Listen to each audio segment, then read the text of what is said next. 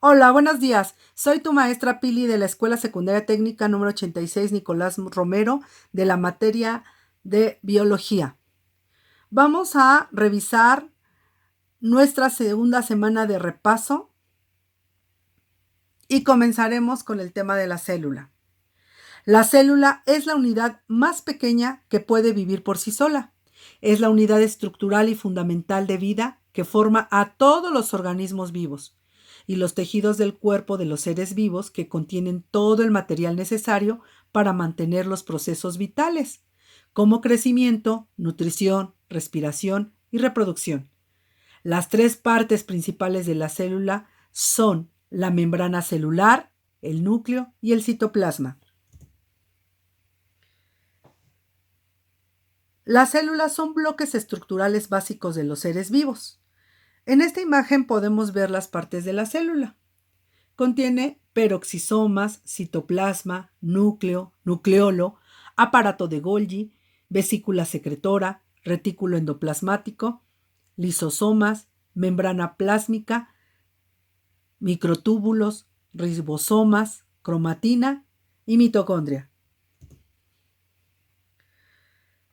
La clasificación de las células de acuerdo a su origen se clasifican en eucariontas, que pueden ser pluricelulares, pero también pueden ser unicelulares, y células procariontas, que son unicelulares.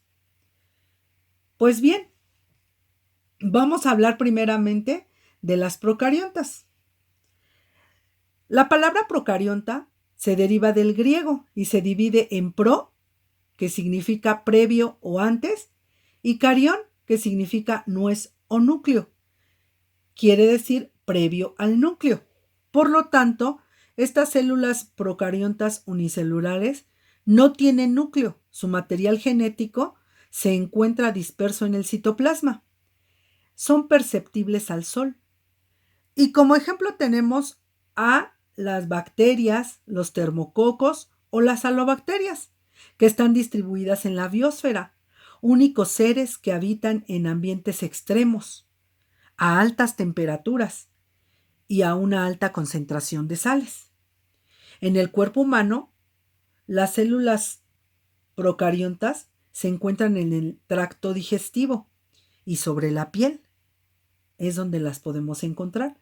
Su composición principal es la membrana plásmica, el citoplasma, el material genético y la pared celular. Por otro lado, las células eucariontas derivan del griego también, eucarión. Podemos dividir la palabra en eu, que significa verdadero, y carión, que significa núcleo. El material genético de las células eucariontas se encuentra en el núcleo. Estas células tienen un verdadero núcleo, organelos envueltos en membrana. Son pluricelulares, aunque también, como lo habíamos dicho, pueden ser unicelulares. La célula eucarionta es el bloque de construcción de la vida.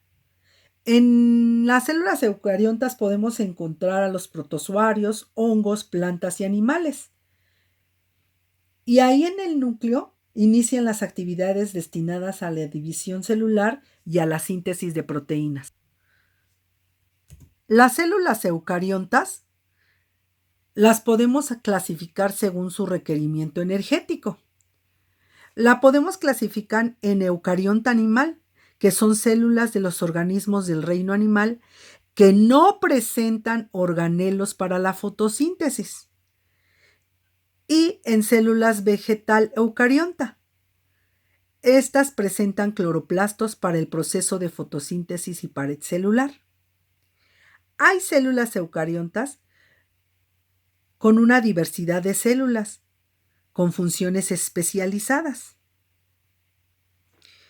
como los protozoarios, que podemos ver aquí en la imagen. Les tengo unas imágenes de cada una de las funciones especializadas de células eucariontas. Vamos a hablar primero de los protozoarios, que son organismos unicelulares eucariontes, heterótrofos, pueden vivir libremente o ser parásitos, como la Leishmania donovani. Aquí tenemos un ejemplo en la imagen. A continuación seguimos con los musgos, que son plantas briófitas, plantas sin semilla y sin vasos circulatorios internos. Crece en los troncos de los árboles.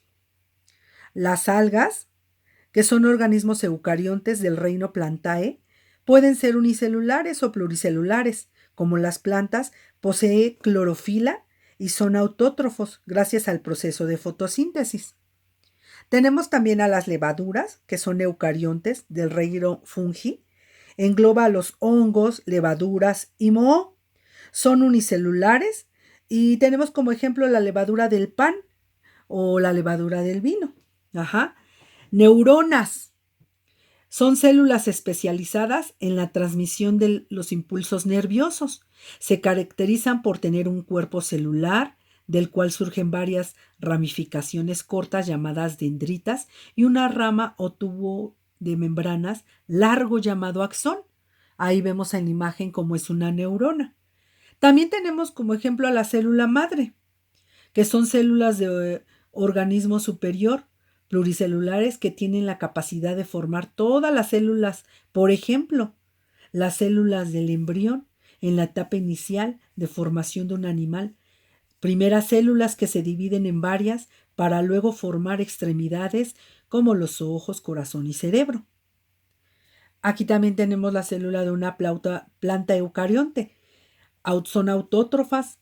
En las células vegetales están los cloroplastos, organelos, con clorofila encargados de la fotosíntesis.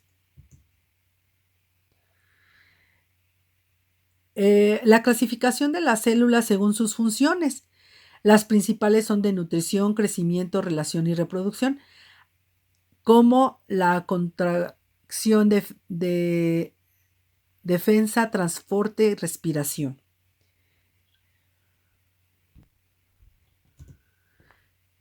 Ahora vamos al tejido, que son de material biológico. Vamos a empezar a hablar de los tejidos. Los tejidos son materiales biológicos constituidos por un conjunto complejo y una organización celular de varios tipos, con un comportamiento fisiológico y de origen embrionario. Primeramente vamos a hablar del tejido epitelial. Son los tejidos que tenemos en nuestro cuerpo. El tejido epitelial es una parte de superficie externa del cuerpo, se encuentra en la piel, en cavidades como la boca, conductos como vasos sanguíneos o vías respiratorias y sacos internos. Se encuentran recubiertos por células a partir de la membrana basal, del ectodermo y endodermo, conocida como células epiteliales o tejido epitelial, que tiene como función de protección. Otro tejido de nuestro cuerpo es el tejido nervioso. Se origina desde el ectodermo. Se compone de células rodeadas de escaso material intercelular. Las células son de dos clases: neuronas o células nerviosas, o de neuraglia o células de sostén. El tejido propio del sistema nervioso, el cual mediante la acción coordinada de redes de células nerviosas tienen como función recoger información que procede de receptores sensoriales. También procesa la información proporcional de un sistema de memoria y genera señales apropiadas hacia las células efectoras.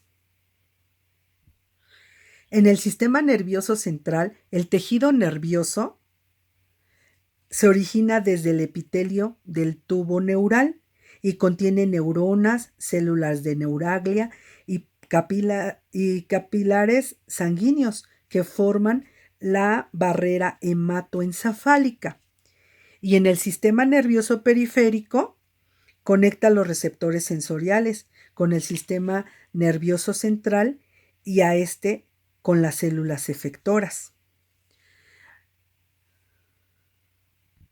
Otro tejido de nuestro cuerpo es el tejido conectivo. Como podemos ver en la imagen, tenemos tejido conectivo en varias partes de nuestro cuerpo. El tejido conectivo se clasifica en dermis, con fibras de elastina, tejido conjuntivo, laxo, tendones y ligamentos. Predominio de fibras colágenas, tejido conjuntivo fibroso. Los tejidos conectivos se originan del mesodermo o mesenquima, de origen embrionario, y están distribuidos en nuestro organismo. Sus funciones son mecánicas, de relleno de armazón y sostén. También tiene función de nutrición e intercambio metabólico de defensa. Se denomina de sostén porque se relaciona con el tejido epitelial y muscular, a los que confiere soporte y rellena los espacios entre las células y los órganos. Hay varios tipos de tejido conectivo. Tejido conectivo embrionario, tejido conectivo propiamente dicho, y el tejido conectivo especializado. Se encuentran en la piel, ligamentos, en tejido adiposo, sangre, cartílago y en el óseo. También tenemos al tejido muscular. El tejido muscular posibilita la contracción de los músculos y está formado por células alargadas que pueden contraerse o relajarse cuando son estimuladas. Se divide en tejido muscular esquelético, cardíaco y liso. Es el responsable del movimiento de los órganos y de los organismos. Está formado de células llamadas miocitos y tiene la capacidad de contraerse.